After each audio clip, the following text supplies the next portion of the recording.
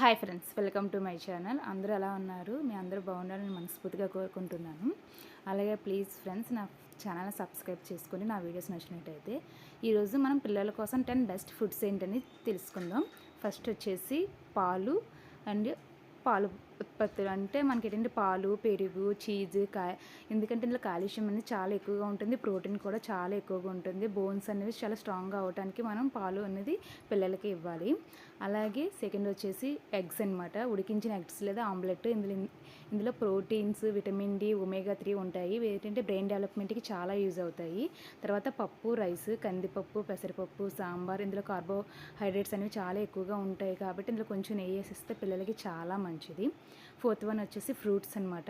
అరటిపండు, యాపిల్, మామిడి, బొప్పాయి, బెర్రీస్, విటమిన్స్ ఇవన్నిట్లో ఏంటంటే మనకి ఇమ్యూనిటీ పవర్ని బూస్ట్ చేయడానికి యూజ్ అవుతాయి. సో టిఫిన్ బాక్సెస్లో ఇవి కట్ చేసి పెడితే వాళ్ళు స్నాక్స్ కింద తింటారు. అలాగే వెజిటేబుల్స్, క్యారెట్, బీట్రూట్ ఇవన్నీ కూడా మనం ఇంక్లూడ్ చేసి ఇవ్వచ్చు. Next dry fruits and nuts, బాదం, వాల్నట్స్, ఖర్జూరం, కిస్మిస్ ఏంటంటే మనకి బ్రెయిన్ డెవలప్మెంట్కి యూజ్ అవుతాయి. రోజుకి 4 to 5 బాదం పప్పులు రాత్రి నానబెట్టి ఇవ్వడం వల్ల పిల్లలు చాలా హెల్తీగా కూడా ఉంటారు.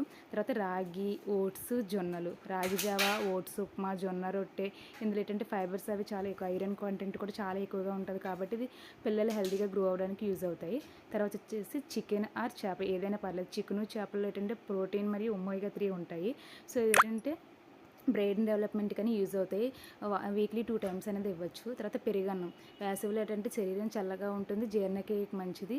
తర్వాత వచ్చేసి నెయ్యి ప్లస్ బెల్లము, అంటే అన్నంలో నెయ్యి, బెల్లం వేయడం వల్ల అందులో ఏంటంటే ఆరోగ్యకరమైన ఫ్యాట్స్, తర్వాత ఏంటంటే ఐరన్ అనేది ఉంటుంది. సో ఎనర్జీ కోసం బెల్లం, వేరుశనగతో లడ్డు కూడా చేసేయవచ్చు. Thank you friends.